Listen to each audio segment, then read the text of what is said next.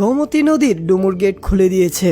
১৯৯৮ সালের পর এই প্রথম গেট খুলে দিয়েছে ভারত সরকার।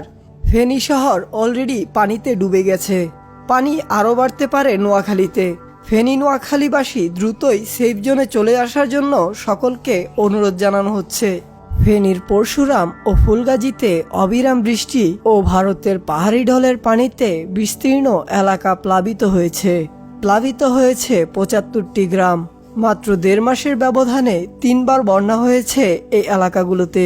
মহুরী, কহুয়া ও সিলোনিয়া নদীর পানি বিপদসীমার ৫৫ সেন্টিমিটার উপর দিয়ে প্রবাহিত হচ্ছিল।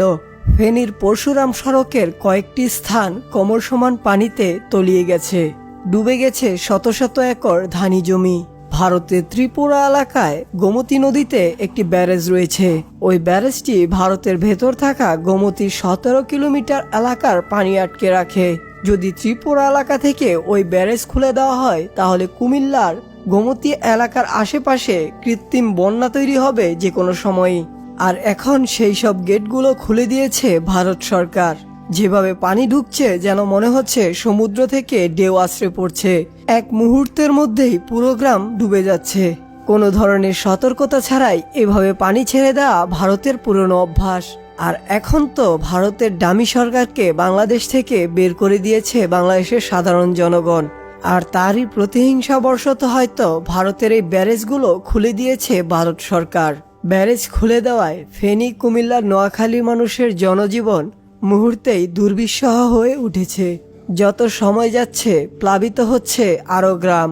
তাই এই মুহূর্তে আমাদের বসে না থেকে তাদের পাশে দাঁড়ানো উচিত। আমরা যারা শহরে বসবাস করি তারা হয়তো বুঝি না বন্যা পরিস্থিতিতে জনজীবন কতটা ঝুঁকির মুখে পড়ে বা তারা কতটা বিপদে পড়ে।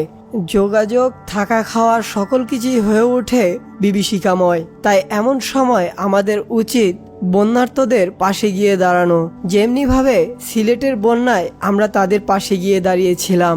এবং বাংলাদেশ সরকারের কাছে অনুরোধ থাকবে বারবার এই না বলে বাঁধ খুলে দেওয়ার বিষয়ে পার্মানেন্ট একটি সমাধানে আসার জন্য, যাতে করে কোনো সাধারণ জনগণের জনজীবন ঝুঁকির মুখে না পড়ে। প্রতি বছর বন্যায় কবলিত হয়ে বাংলাদেশে বহু সংখ্যক মানুষ প্রাণ হারায় এবং ক্ষতিগ্রস্ত হয় অনেক মানুষ।